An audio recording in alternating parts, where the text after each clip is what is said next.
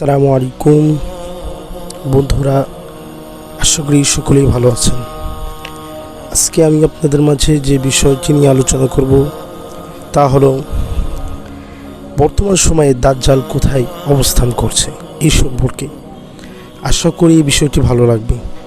ভালো লাগলে অবশ্যই চ্যানেলটি সাবস্ক্রাইব করে সাথে থাকবেন।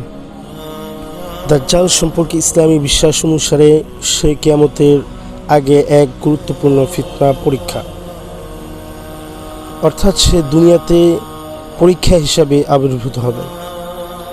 বিভিন্ন হাদিস থেকে বর্ণিত আছে যে দাজ্জাল বর্তমানে কোথায় অবস্থান আছে, কিন্তু তার সঠিক অবস্থান সম্পর্কে নিশ্চিত কোনো তথ্য নেই। একটি প্রসিদ্ধ হাদিসে তামিম আদ-দারির ঘটনা উল্লেখ করা হয়েছে। সেখানে তিনি ও তার সঙ্গীরা এক দ্বীপে দাজ্জালকে বন্দি অবস্থায় দেখতে পান। এই হাদিস থেকে অনেক ইসলামী বিধান ধারণা করে যে দাজ্জাল কোনো নির্জন বা দুর্গম স্থানে আবদ্ধ আছেন এবং আল্লাহর ইচ্ছায় নির্ধারিত সময়ে সে প্রকাশ করবে। তবে দাজ্জালের অবস্থান নিয়ে নিশ্চিত কোনো কিছু বলা যায় না,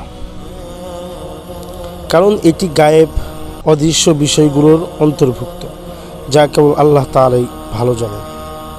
অধিকাংশ ইসলামী স্কলার মনে করেন দ্বীপটি কোথায় অবস্থিত তা নিশ্চিতভাবে বলা সম্ভব নয়।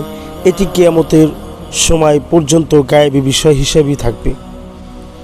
আটলান্টিক বা ভারত মহাসাগরের কোনো এক দ্বীপ হতে পারে। কিছু গবেষক অনুমান করেন যে এটি কোনো দুর্গম দ্বীপ হতে পারে যা এখনও মানুষের দৃষ্টির বাইরে রয়েছে।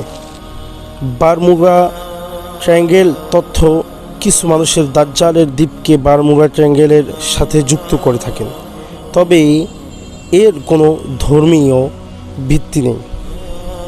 আসলে দাজ্জাল কোথায় অবস্থান করছে এ সম্পর্কে সত্যটা কী? ইসলামী বিশ্বাস অনুযায়ী দাজ্জাল এখনও কোথাও বন্দী আছে এবং নির্ধারিত সময়ে সে মুক্ত হবে